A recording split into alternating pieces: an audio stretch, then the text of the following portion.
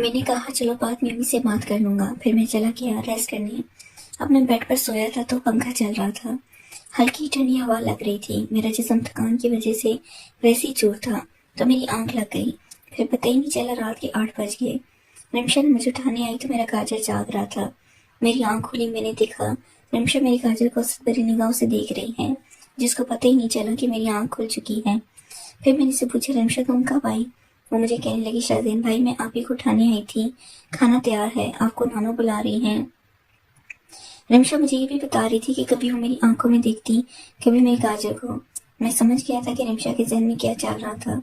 मुझे रिमशा का बहुत ही आसान टारगेट लग रहा था, लेकिन इससे पहले मैंने अपनी अम्मी के साथ फिर मैंने कहा अच्छा रिमशा चलो मैं आ रहा हूँ। फिर मैंने पूछा रुको, और रिमशा अम्मी जाग गई हैं या वो सो रही हैं?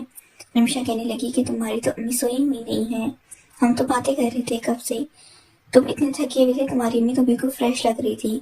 मैंने कहा चलो तुम मैं आता हूँ।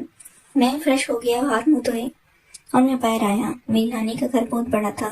लाइन में 4 कमरे बने हुए थे। उनके सामने बरामदा था और बरामदे के साथ ही बड़ा सा स्टैंड था और एक बड़ा सा गेट भी लगा हुआ था। मेरे मामू की गाड़ी अंदर खड़ी हुई थी। सैन में लोग चापाई लगा के बैठे हुए थे। मैं बाहर आया तो ठंडी ठंडी हवा चल रही थी, बड़ा सुकून आ रहा था। पंजाब आके मुझे आसमान की तरफ देखा, तारे चमक रहे थे। शहर में उम्मन इतने तारे नजर नहीं आते। फिर मैं चरपाई पे बैठा तो रिमशा मुझे कहने लगी शाहज़ैन भाई खाना ले आऊं? मैंने कहा हाँ रिमशा, अम्मी वालों ने खाना खा लिया था। रिमशा खाना ले आई, पानी का जग भर के मेरे साथ रख दिया और वो भी मेरे साथ इसी चरपाई पर बैठ गई।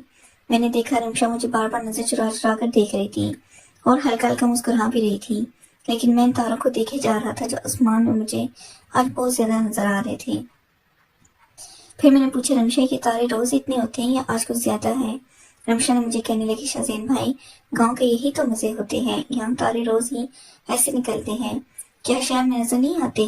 मैंने कहा नहीं रिमशा, शहर में रोशनी की वजह से सब चीजें नजर नहीं आती। फिर मुझे रिमशा कहने लगी शाहज़ैन भाई सुबह मैं आपको जमीनों पर ले चलूंगी, हमारी बहुत सारी जमीनें हैं, काफी सारी अनाज उगला हुआ है, कोई सब्जियां हैं, चावल है और हमारा बाग भी है। सुबह तुम जल्दी उठ जाना, हम सुबह सुबह ही चलेंगे, वहाँ फूल भी लगे हुए हैं, सुबह सुबह फूल खिले हुए हैं तो बहुत अच्छा नजारा होता है जो दिल को सुकून देता है। मैंने सोचा कि ठीक है, ये मौका वैसे भी अच्छा था।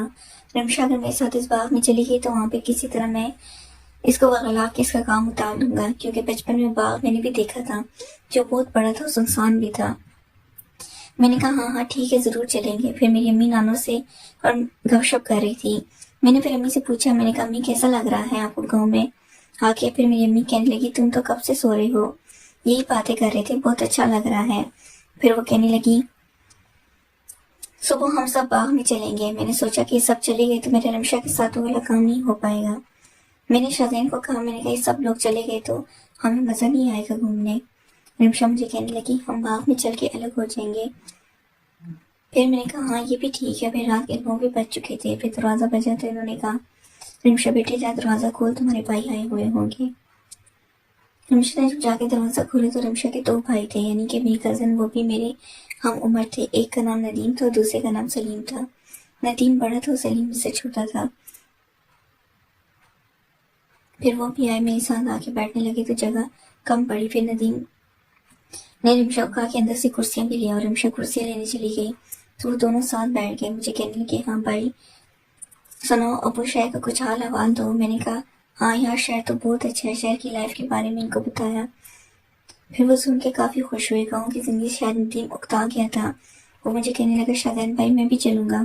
फिर रिमशा दूर खड़ी बातें सुन रही थी तो वो कहने लगी हाँ हाँ नदीम भाई मैं भी चलूंगी, अबू आ जाए तो हम दोनों अबू से बात कर लेते हैं।